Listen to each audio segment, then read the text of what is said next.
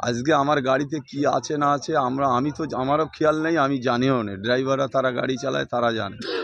কয়েকটা প্লাস্টিকের লাঠি পাওয়া গেছে। আপনারা জানেন কয়েকদিন আগে আমাদের একটা মিটিং ছিল, সেখানে ঝান্ডা ফান্ডা টাঙানোর জন্যে প্লাস্টিকের লাঠি। এখানে এমনভাবে দেখানো হচ্ছে যেন গোটা রাজ্যের সমস্ত মাল মেটেরিয়াল ভাঙড়ে আরাবুল ইসলামের কাছে রয়েছে।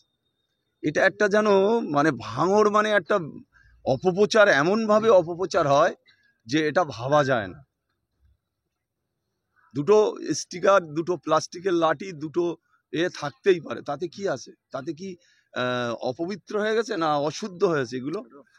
আর সব থেকে বড় বড় করে দেখানো হচ্ছে যে আরাবুলের গাড়িতে মেশিন পাওয়া গেছে, হেন পাওয়া গেছে। আমি জীবনে মেশিন নিয়ে কোনোদিন ব্যবহার করিনি।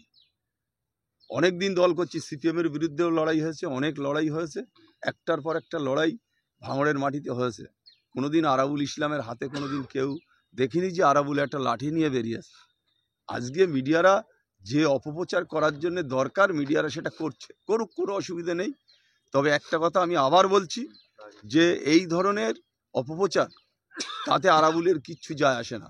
আমার নেত্রীর নাম হচ্ছে মমতা বন্দ্যোপাধ্যায়, যার নেতৃত্বে আজকে গোটা বাংলা অভিষেক বন্দ্যোপাধ্যায় আমাদের নেতা। আমরা সবসময় ভাঙড় তৃণমূল কংগ্রেস আমরা একাধিকবার লড়াই হয়েছে, কখনো আইএসএফের সাথে লড়াই হয়েছে, কখনো সিপিএমের সাথে লড়াই হয়েছে।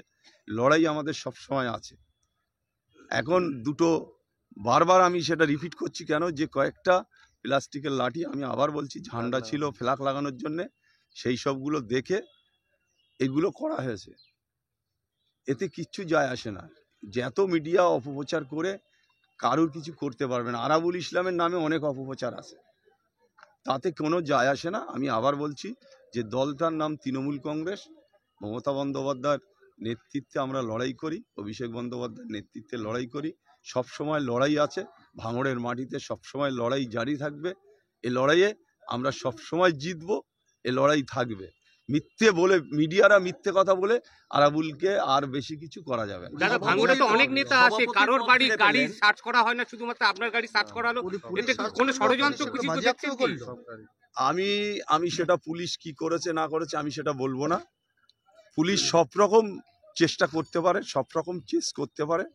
পুলিশের হাতে আইন আছে। তারা আরাবুল ইসলাম কেন, অনেক মন্ত্রীর গাড়িও চেক হয়, অনেক সময় প্রয়োজন হলে নেতারা বলে লাঠের বাঁট নয় চেক হয়েছে, তাতে কি যায় আসে?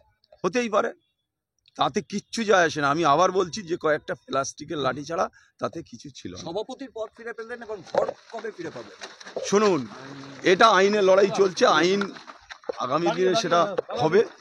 আমি আমার ঘরের ব্যাপার নিয়ে আমার চিন্তিত নয়, আমার চিন্তিত ছিল ভাঙড়ে আসাটাই, মানুষের পরিষেবা। আমি এখানে বসে বসে তো অনেক মানুষের সার্টিফিকেট দিলাম, অনেক মানুষের এতে সই করলাম, অনেক কাজ হচ্ছে। আমি তো প্রায় 20-50টা সই করলাম, দিলাম। এখন ব্যাপার হচ্ছে কাজের দরকার। পঞ্চায়েত সমিতিতে থাকা সভাপতি একটা গুরুত্ব। এতদিন সভাপতি ইনচার্জ চালিয়েছে, আমি নিজে সভাপতির দায়িত্ব, আমি যখন কোর্ট অর্ডার দিয়েছে আমি এসছি। আমি পরিপূর্ণভাবে ভাঙড়ের মানুষের জন্য কাজ করব, এটা আমার দায়বদ্ধতা। এটা ভাঙড়ের মানুষ, অনেক অসহায় মানুষ আছে, তাদের কাজ সবসময় করার জন্য আমরা প্রস্তুত আছি। প্রচুর মানুষ বাড়ি যায়, সেখানেও আমরা কাজ করি।